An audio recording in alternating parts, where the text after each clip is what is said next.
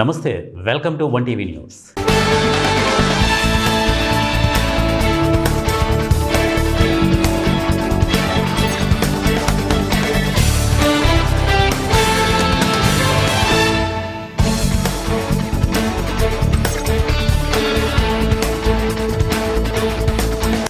ప్రజా సమస్యల పరిష్కరించడమే తన ధ్యేయమని ప్రభుత్వ విప్ చిత్తూరు జిల్లా GD Nellore MLA doctor MV Thomas అన్నారు. మంగళవారం గంగాధర నెల్లూరు నియోజకవర్గం పాలసముద్రం మండలం వెలుగు కార్యాలయంలో ప్రజా పరిష్కార వేదిక కార్యక్రమం నిర్వహించారు. ఈ కార్యక్రమానికి ముఖ్య అతిథిగా ఆయన హాజరయ్యారు. ఆయనకు అధికారులు, టీడీపీ శ్రేణులు ఘన స్వాగతం పలికారు. అనంతరం ప్రజల నుండి వినతులను స్వీకరించారు. ఈ సందర్భంగా ఆయన మాట్లాడుతూ పీజీఆర్ఎస్లో వచ్చిన ప్రతి అర్జీని 10 రోజుల్లో పరిష్కరించాలని అధికారులను ఆదేశించారు. రాజకీయాలు ఎన్నికల వరకేనని, ఎన్నికల తర్వాత అందరూ ఒకటేనని వారన్నారు. నియోజకవర్గ అభివృద్ధికి అందరూ కలిసికట్టుగా పనిచేయాలని వారన్నారు. అదేవిధంగా మండలంలో ప్రభుత్వ భూమిని గుర్తించి బడుగు బలహీన వర్గాలకు ఇళ్ల స్థలాలు త్వరలోనే అందిస్తామని వారు తెలియజేశారు. అనంతరం 7 మందికి సీఎం రిలీఫ్ ఫండ్ చెక్కులను అందజేశారు. ఈ కార్యక్రమంలో మండల ప్రధాన కార్యదర్శి శేఖర్ రాజు, యువ నాయకుడు Talluri Siva, Penumuri marketing committee vice chairman Arun Nathan, MPDO Satish, తహసీల్దార్ గుర్రప్ప, ఎస్ఐ రాజశేఖర్, నాయకులు నవీన్ యాదవ్, మాజీ సర్పంచ్ కుప్పయ్య తదితరులు ఈ కార్యక్రమంలో పాల్గొన్నారు. కాబట్టి మీకు అది ఏం పెద్ద కష్టం కాదు, మీరు ఇస్తే నేను దాన్ని స్మూత్గా తీసుకోబోతాను అంతే. సో కాబట్టి దయచేసి మనం మండలంలో ఎన్ని ఎస్సీ కాలనీ ఉన్నాయి, ఎన్ని ఎస్టీ కాలనీ, ఎన్ని బీసీ కాలనీ ఉన్నాయి, ఓసీలో కూడా ఎంతమంది చాలా పూర్గా ఉన్నారు, ఆ లిస్ట్ అంతా ప్రిపేర్ చేసి ఇది వాళ్ళ పేర్లు, వాళ్ళ ఆధార్ నెంబరు, ఇంతమందికి ఇళ్ల స్థలాలు కావాలని మీరు ఒక రిక్వెస్ట్ ఇస్తే ప్రభుత్వం ఇమీడియట్గా పనిచేయడం స్టార్ట్ చేస్తుంది. ఎక్కడ స్థలం ఉంది వాళ్ళకి చేస్తారు. ఆ స్థలాన్ని మనం ఇమీడియట్గా కూడా మనం అడుగు బలహీన వర్గాలకు ఇవ్వడానికి చాలా యూస్ఫుల్గా ఉంటుంది. కాబట్టి ప్రభుత్వ యంత్రాంగం ఒక పక్క పనిచేసినా కూడా తెలుగుదేశం కార్యకర్తగా ఉమ్మడి ప్రభుత్వం ఉండేవాళ్ళు ప్రతి ఒక్కరు కూడా చొరవ తీసుకొని ఎవరెవరికి ఇళ్ల స్థలం లేదో వాళ్ళందరికీ కూడా 3 నుంచి 5 సెంట్లు ఇవ్వడానికి ప్రభుత్వం రెడీగా ఉంది. సో కాబట్టి ఐడెంటిఫై చేయాల్సిన బాధ్యత మీది, ల్యాండ్ని ఐడెంటిఫై చేయాల్సిన బాధ్యత ఎంఆర్ఓది, ఫైనల్గా పట్టా ఇవ్వాల్సిన బాధ్యత కలెక్టర్ని, ఎమ్మెల్యేని మీ అందరికీ తెలియజేస్తున్నాము. మంచి అవకాశాన్ని సద్వినియోగం చేసుకోవాలని చెప్పి ప్రతి ఒక్కరిని కూడా నేను రిక్వెస్ట్ చేస్తున్నాను. దయచేసి పాలిటిక్స్ వద్దు. పాలిటిక్స్ వచ్చి ఎలక్షన్ చేయడానికి మాత్రమే. ఎలక్షన్ చేసాము, పాలిటిక్స్ చేసాము, ఎలక్షన్ గెలిచాము. గెలిచిన తర్వాత మళ్ళా నెక్స్ట్ ఎలక్షన్ వచ్చినప్పుడు పాలిటిక్స్ చేస్తాం. అంతవరకు మంచి పరిపాలన అందిస్తాం. అర్థమైందా? 2,10,000 మంది ఓటర్లకి చంద్రబాబు నాయుడు గారు ముఖ్యమంత్రి, పవన్ కళ్యాణ్ గారు ఇక్కడ ఉండే వాళ్ళకి అందరికీ కూడా ఆయన కూడా డిప్యూటీ సీఎం. అదేవిధంగా ఇక్కడ 2,10,000 మందికి వైఎస్ఆర్ పార్టీ అయినా, బీజేపీ అయినా, తెలుగుదేశం అయినా, కాంగ్రెస్ అయినా, సిపిఐ అయినా, సిపిఎం అయినా మనమే ఎమ్మెల్యే. సో కాబట్టి దాన్ని గుర్తుపెట్టుకోండి. మనం పరిపాలన స్వచ్ఛందంగా ఎలాంటి ఇబ్బంది లేకుండా ఎవరిని పబ్లిక్ ఇబ్బంది పెట్టకుండా. ప్రకాశం జిల్లా దోర్నాల మండలం మేటా మల్లికార్జునపురం ఏపీ మోడల్ స్కూల్ని ఎర్రగొండపాలెం తెలుగుదేశం పార్టీ ఇన్ఛార్జి గూడూరి ఎరిక్షన్ బాబు ఆకస్మిక తనిఖీ చేశారు. ఈ సందర్భంగా పాఠశాల, హాస్టల్ పరిసరాలను పరిశీలించారు. పాఠశాలలో విద్యార్థులకు అందుతున్న భోజనాన్ని స్వయంగా భుజించి నాణ్యతను పరిశీలించారు. ఇక వంటగదిని పరిశీలించి భోజనం తయారు చేసిన వంట సిబ్బందితో మాట్లాడారు. అనంతరం అక్కడ పరిస్థితులపై విద్యార్థులతో ముఖాముఖి నిర్వహించి ప్రత్యేకంగా వారి సమస్యలను అడిగి తెలుసుకున్నారు. ఈ సందర్భంగా ప్రిన్సిపల్ చర్యలపై విద్యార్థులు, సిబ్బంది సైతం ఫిర్యాదు చేశారు. మెనూ ప్రకారం భోజనం పెట్టడం లేదన్నారు. ఒకరోజు కూరగాయలు ఉంటే మరో రోజు ఉండడం లేదని, విద్యార్థులకు నీళ్ల పప్పుచారు, చింతపండు పిసికి రసం పెడుతున్నామని స్వయంగా సిబ్బందే ఇన్ఛార్జి దృష్టికి తీసుకువెళ్లారు. అలాగే వాష్రూమ్స్ లేక ఇబ్బందులు పడుతున్నామని, పరిసరాలు అపరిశుభ్రంగా ఉన్నాయని విద్యార్థినులు తెలిపారు. ఇక ఆర్ఓ ప్లాంట్ చెడిపోతే సంవత్సరం నుండి పక్కన పెట్టారని వారు తెలియజేశారు. ఆర్ఓ ప్లాంట్ విషయంలో ప్రిన్సిపల్ పొంతనలేని సమాధానం చెప్పడంతో ప్రిన్సిపల్పై ఎరిక్షన్ బాబు ఆగ్రహం వ్యక్తం చేశారు. వెంటనే మెకానిక్తో మాట్లాడి తన సొంత డబ్బులతో బాగు చేయిస్తామని ఎరిక్షన్ బాబు తెలిపారు. మరోవైపు ఆర్ఓ ప్లాంట్పై ఇంకా మాజీ ముఖ్యమంత్రి జగన్ ఫోటోలు ఉండడంపై ఆయన ఆగ్రహం వ్యక్తం చేశారు. దీంతో వెంటనే దానిని ప్రిన్సిపల్ తొలగించారు. ఈ సందర్భంగా ఎరిక్షన్ బాబు మీడియాతో మాట్లాడుతూ మాట్లాడుతూ వర్షాభావ పరిస్థితుల నేపథ్యంలో విద్యార్థులకు ఆరోగ్యం, ఆహారాన్ని మెను ప్రకారం అందుతున్నాయో లేదో తెలుసుకునేందుకు నియోజకవర్గం వ్యాప్తంగా పాఠశాలలను తనిఖీ చేస్తున్నామని, విద్యార్థులకు నాణ్యమైన భోజనంతో పాటు అన్ని రకాల సౌకర్యాలు కల్పించడమే సీఎం చంద్రబాబు, మంత్రి లోకేష్ల లక్ష్యమని వారు తెలియజేశారు. పాఠశాలలో ఉన్న సమస్యలను ఒక్కొక్కటిగా పరిష్కరించడం జరుగుతోందని, త్వరలో వాచ్మెన్లను కూడా ఏర్పాటు చేస్తామని చెప్పారు. విద్యార్థుల కోసం ప్రభుత్వం అందిస్తున్న సంక్షేమాలను అందించకుండా విద్యార్థులకు ఇబ్బందులు కలిగిస్తే వారిపై కఠిన చర్యలు తీసుకుంటామని తెలియజేశారు. ఈ కార్యక్రమంలో పలువురు అధికారులు, కూటమి నాయకులు పాల్గొన్నారు.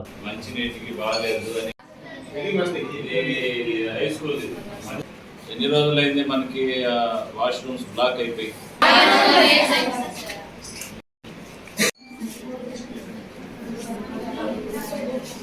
ఎన్ని రోజులైంది పాపా బ్లాక్ అయిపోయి?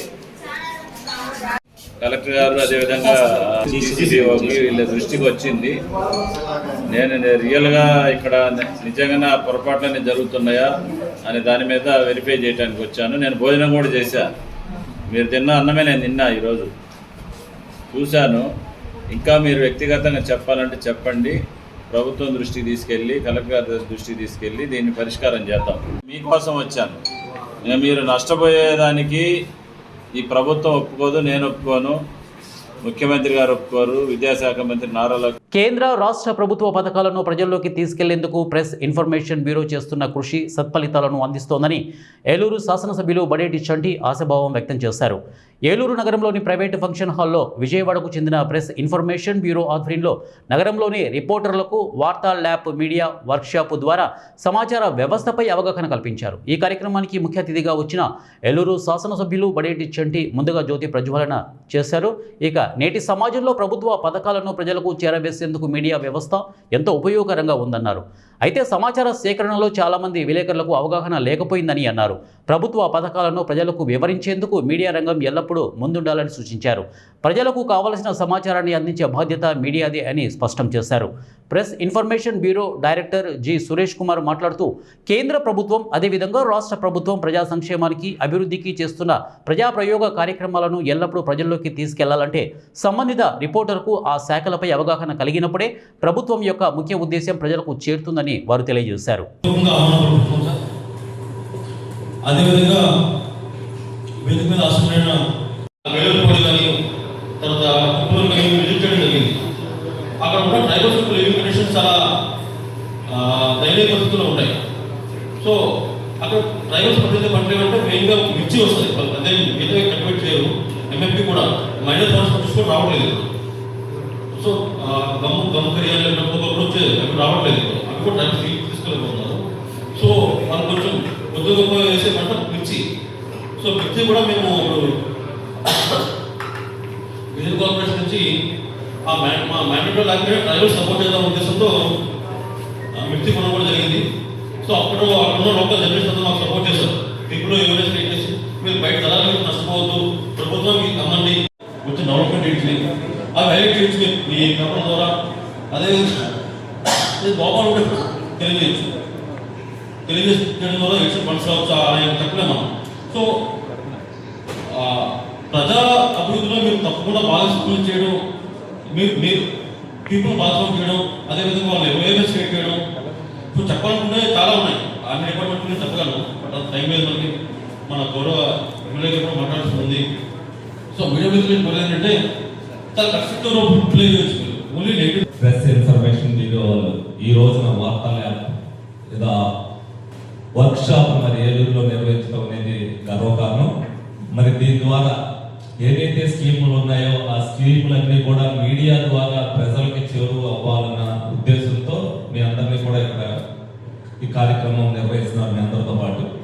ఎందుకంటే అనేక సంక్షేమ పథకాలు రాష్ట్ర ప్రభుత్వం కానీ అలాగే కేంద్ర ప్రభుత్వం కానీ ఇస్తున్నారు. అవి చాలా మంది ప్రజలకి ఎవరికి కూడా తెలియదు. మీరు ఎక్కడికైనా వెళ్ళినప్పుడు దాని మీద ఒక అవగాహన ఉంటే మీరు తప్పనిసరిగా వాళ్ళకి ఈ స్కీమ్ మీకు ఉందే, మీరు ఇది చేసుకోవచ్చు అని చెప్పే నాలెడ్జ్ మీకు ఉండాలనే ఉద్దేశంతో వర్క్ షాప్ కండక్ట్ చేస్తున్నారు.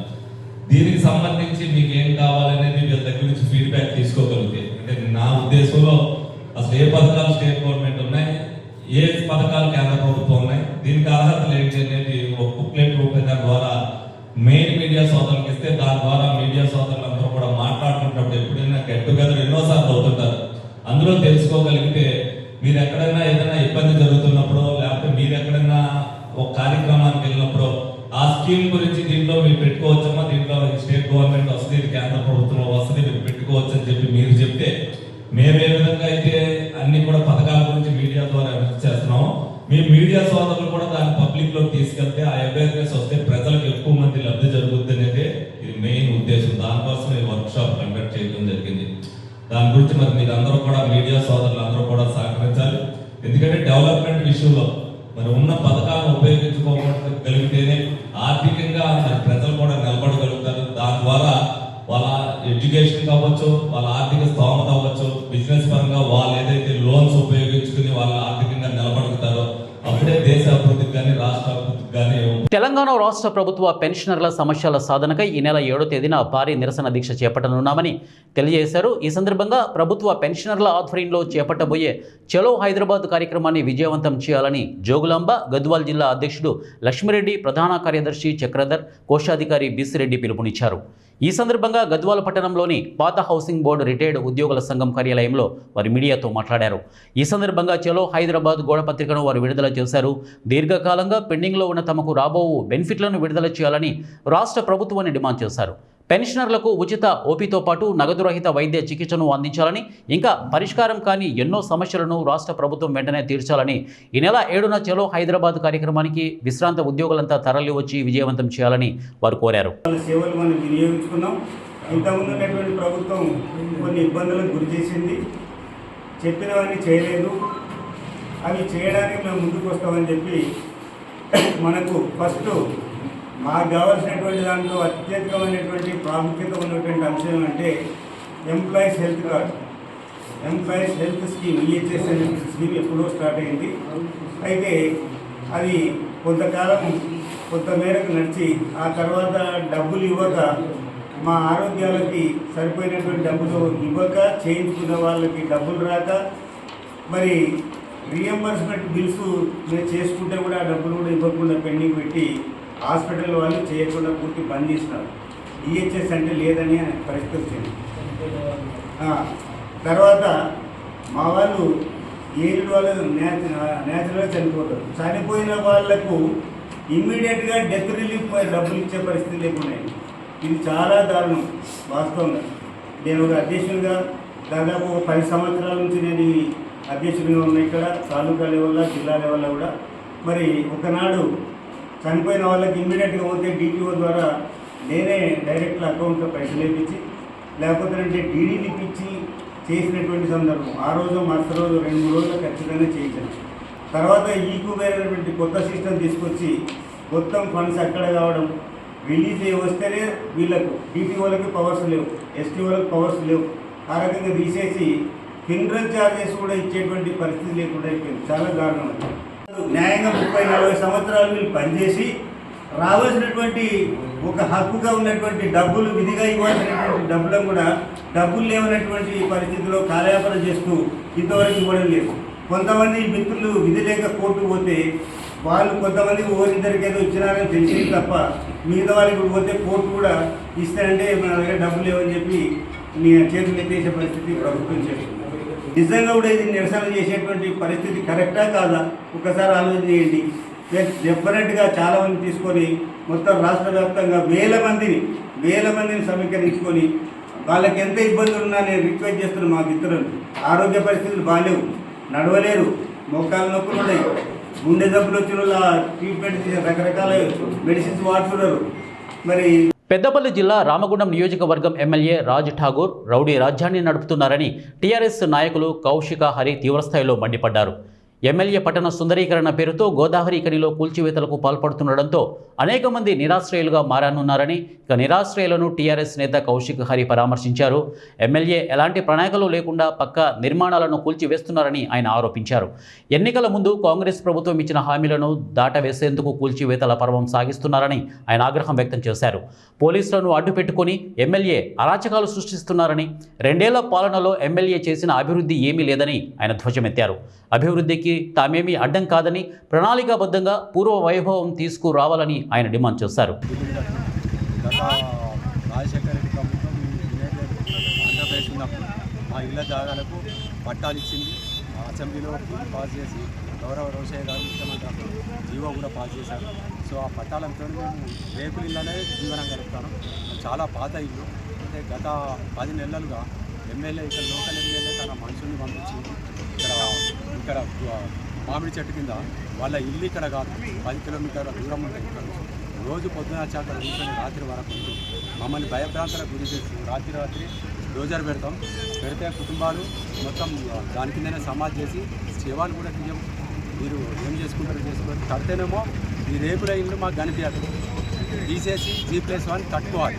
లేదంటే రాత్రి డోజర్ వచ్చి కొట్టేస్తే మీ శవాలు కూడా బయటకు తీసే నాదుడు ఉండడు. లేదంటే మీరు మీ అంతటా మీరు కట్టుకోండి అంటే రేకుల ఇల్లు కనిపించద్దంట ఎమ్మెల్యేది. మరి ఈ రేకుల ఇళ్లను వచ్చి ఓట్లు అడుక్కున్నాడు, ఎటుపోయింది నేను అడుగుతున్నాను. రేకుల ఇల్లు వద్దన్నప్పుడు రేకుల ముందు వచ్చి అడిగినావు కదా, ఏడిసినావు. ఆడదానిలక్క ఏడిసి మా ముందు నటన చేసి మమ్మల్ని ఓట్లు తీసుకున్నావు, మేము మా ద్వారా తీసుకున్నాం. మరి ఈరోజు ఆ మాట అప్పుడే చెప్పని ఉంటుంది. ఇంకా సోషల్ మీడియాలో ఆడు మగాడ్రా బుజ్జి అని పెట్టించుకుంటున్నాడు. నేను ఒకటే క్వశ్చన్ అడుగుతా, ఆడు మగాడ్రా బుజ్జి అంటే ఎలక్షన్కి వచ్చినాడు ఓట్లు అడిగిన జ్ఞానం లేకుండా, ఏ అధికారితో సంప్రదింపులు లేకుండా అసలు ఇది ఎవరు కూలగొడుతున్నారు? సింగరేణి వాళ్ళు కూలగొడుతుర్రా, మున్సిపల్ వాళ్ళు కూలగొడుతుర్రా? కూలగొట్టే అధికారం వాళ్ళకి ఏమున్నది? ఇవన్నీ కూడా పట్టాలు ఉన్నాయి. ఇది బ్లాక్మెయిల్ చేసే విధంగా రాత్రి వచ్చేస్తాడు, ఒకటి చెప్పిపోతాడు, పొద్దున వచ్చి ఒకటి చెప్తాడు, ఇవి మొత్తం కూలిపోతాయి, మీరు వచ్చిపోయి అన్నకు బాయికి కలిసి మీరు పద్ధతిలో కట్టుకోకపోతే మొత్తం కూలుతాయని ఇంకోటి బ్లాక్మెయిల్ చేస్తాడు. ఇట్లా బ్లాక్మెయిల్ చేస్తూ వాళ్ళు ఇచ్చిన డిజైన్ ప్రకారం వీళ్ళు కట్టుకోవాలంట. ఎక్కడన్నా ఉంటుందా అండి? ప్రైవేట్ ఇల్లు, రోడ్ పాయింట్ ఉన్న ఇల్లులు ఈ వాళ్ళు ఇచ్చిన డిజైన్ ప్రకారం కట్టుకుంటే మరి వాళ్ళు ఇచ్చిన డిజైన్ ప్రకారం కట్టుకుంటారు. అలా నీ కంట్రిబ్యూషన్ ఏంటి? నువ్వేమైనా డబ్బులు ఇస్తావా? ఇవన్నీ అడిగినందుకు నిన్న ఒక పోలీస్ అధికారితో మక్కాన్ సింగ్ అనే ఎమ్మెల్యేకి నేను చెప్తాను, ఆయనకు దమ్ము లేక పోలీస్ అధికారులను, రెవెన్యూ అధికారులను, మున్సిపల్ అధికారులను, సింగరేణి అధికారులను వాడుకొని ఈ ప్రాంతాన్ని కూడా భయభ్రాంతులకు గురి చేస్తూ ఉన్నాడు. ఆయన సంపాదిస్తున్నటువంటి ఓసీ5 మీద సంపాదించిన పైసలు కావచ్చు, ఏదైతే మన HKR రోడ్డు మీద సంపాదించిన పైసలు కావచ్చు, బూడిది దోసుకునేది కావచ్చు. బూడిది ఫస్ట్ ఇయర్ అయిపోయింది, 2వ సంవత్సరం ఇప్పుడు స్టార్ట్ అవుతుంది. ఏమంటారు? బూడిది నంబర్ 3.0 లెక్క మట్టి మీద సంపాదించే పైసలు అవరు 20. కర్నూలు జిల్లా మద్దికేర మండలం పెరవలి గ్రామంలో వెలసిన శ్రీరంగనాథ స్వామి హుండీ లెక్కింపు కార్యక్రమాన్ని మంగళవారం నిర్వహించారు.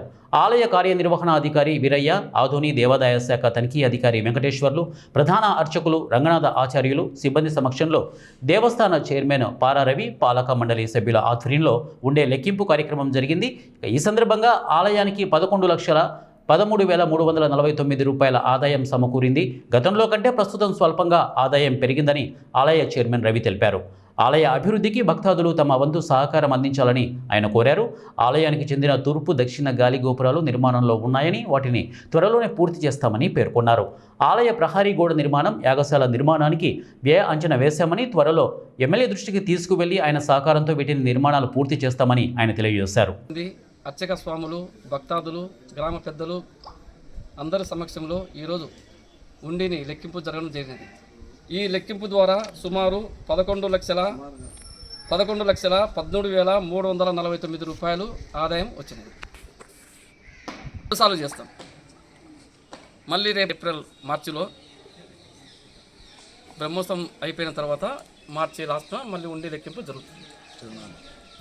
కర్నూలు జిల్లా మద్దికేర మండలంలో స్వయంభూ వెలిసినటువంటి రాజ్యలక్ష్మీ భూదేవ సమేత శ్రీ రంగనాథ స్వామి వారి ఉండి కార్యక్రమం ఈరోజు చేశాము.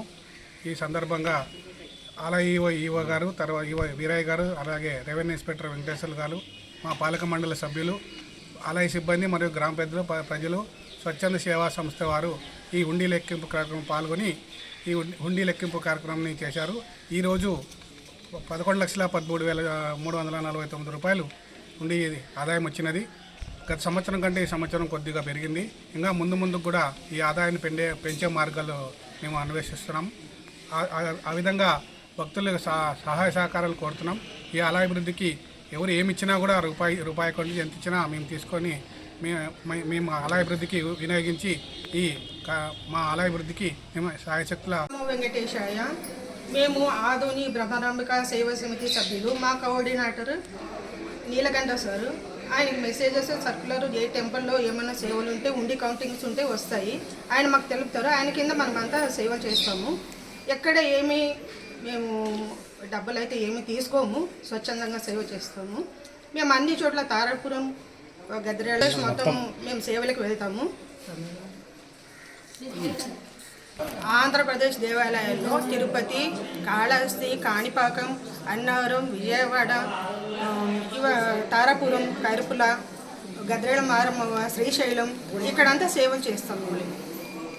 ఆంధ్రప్రదేశ్ మా సేవా సమితిలో పనిచేస్తాము. ఫ్రీగానే చేస్తున్నాము. మా గుర్తు వచ్చేసి శంకరన్న, శివాదయ అంకులు, అటువంటి వచ్చి సాయి అన్న, మురారి అన్న, ఈ నలుగురికి ఇంటిమేషన్ పోతే ఆ నలుగురు ఇంటిమేషన్ మా అందరికీ ఇస్తారు. మా సేవలో మొత్తం మేము 150 మంది ఉన్నాము. మా హనుమాన్ సేవలో మాకు మొన్ననే హనుమాన్ కసాపురంలో రాజగోపురం ప్రతిష్ట కూడా జరిగింది. రాజగోపురం ప్రతిష్టలో కూడా 5 రోజులు కూడా మేము సేవ చేశాము. మళ్ళీ ఇది కూడా మాకు మొన్ననే తెలిసింది, పెరివిల్లో కూడా ఉండి కౌంటింగ్ ఉంది అని. ఇంతకుముందు 6 నెలల కిందట కూడా ఉండి కౌంటింగ్కి వచ్చాము. ఇప్పుడు కూడా ఉండి కౌంటింగ్కి వస్తాము. మేము కూడా కసాపురం కానీ, మా మధ్యకేరలో ఉన్న సుబ్రహ్మణ్య స్వామి టెంపుల్ కానీ, మద్దమ్మ టెంపుల్ కానీ, పెరివిల రంగస్వామి కానీ, పెన్నోబలం కానీ, ఉరుకుందు కానీ, ఆంధ్రప్రదేశ్లో ఎక్కడికైనా కూడా మా ఇంటిమేషన్ వచ్చిందంటే శ్రీ సత్యసాయి జిల్లా మడకశిర మండలం నీలకంఠాపురంలో ఎల్వి ప్రసాద్ నేత్ర వైద్యశాలను రాజ్యసభ సభ్యులకి రామచంద్రరావుతో కలిసి వైద్యశాల వ్యవస్థాపకులు గొల్లపల్లి నాగేశ్వరరావు ప్రారంభించారు. ఈ సందర్భంగా వారు మాట్లాడుతూ ఎల్వి ప్రసాద్ ద్వితీయ శ్రేణి వైద్యశాల నీలకంఠాపురంలో ప్రారంభించడం గర్వంగా ఉందన్నారు. ఇక్కడ బాగా క్లిష్టమైన నేత్ర సమస్యలను ఈ వైద్యశాలలో చికిత్సల ద్వారా పరిష్కారం చేస్తారని తెలిపారు. ఈ ప్రాంత చుట్టుపక్కల గ్రామీణ పట్టణ వాసులు సుమారు 5 లక్షల మంది నేత్ర సమస్యలను పరిష్కరించేందుకు ఎల్వి ప్రసాద్ ఆసుపత్రి వేదిక కానుంది అని తెలిపారు. ఇక బీహార్ ఎన్నికల సందర్భంగా ఆసుపత్రి ప్రారంభానికి రాహుల్ గాంధీ రాలేకపోయారని వారు పేర్కొన్నారు. సేవా దృక్పథంతో ఎల్వి ప్రసాద్ ఆసుపత్రి ముందుకు సాగనుందని తెలిపారు. చేవెళ్ల బస్సు ప్రమాద ఘటనపై కేవీపీ దిగ్భ్రాంతి వ్యక్తం చేశారు. ద్వితీయ శ్రేణి కేంద్రం అంటే బాగా క్లిష్టమైన నేత్ర ఆరోగ్య సమస్యలు తప్ప మిగిలిన వాటన్నిటికీ కూడా ఇక్కడే చికిత్స చేయవచ్చు. కనీసం 85 నుంచి 90% సమస్యల వరకు ఇక్కడే పరిష్కారం చేస్తుంది. అంటే చుట్టుపక్కల ఉన్న గ్రామీణ ప్రాంతాల్లో వారంతా ఇంకెక్కడికి ప్రయాణం చేయాల్సిన అవసరం లేదు.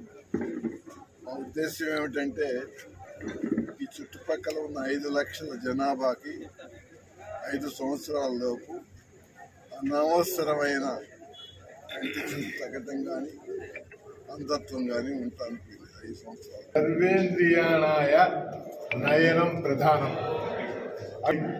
ఇది ఇక్కడ ప్రజలకి సేవ చేయటమే కాకుండా ఒక సేవా తత్పరతను కూడా ఇది అలవర్చుకోవడానికి ఈ ఐ డొనేషన్ క్యాంపెయిన్కి కూడా ఇది బాగా పనికొస్తుంది. యాక్చువల్గా దీనికి రాహుల్ గాంధీ గారు రావాల్సి ఉండింది. బీహార్ ఎలక్షన్ వల్ల వారు రాలేకపోయారు.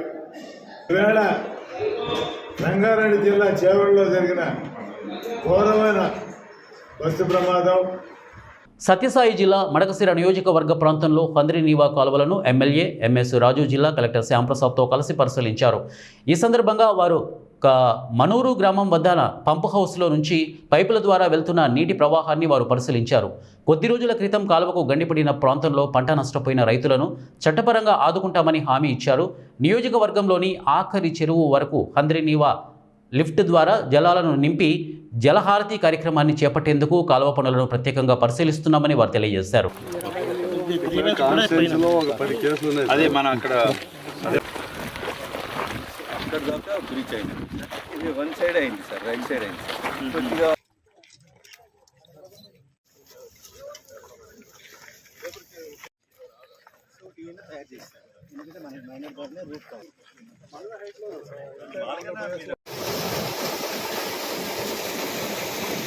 ఇవి బులెటిన్ అప్డేట్స్. నెక్స్ట్ బులెటిన్లో కలుద్దాం. Until then keep watching 1TV news. ప్రతిక్షణం ప్రజల పక్షం.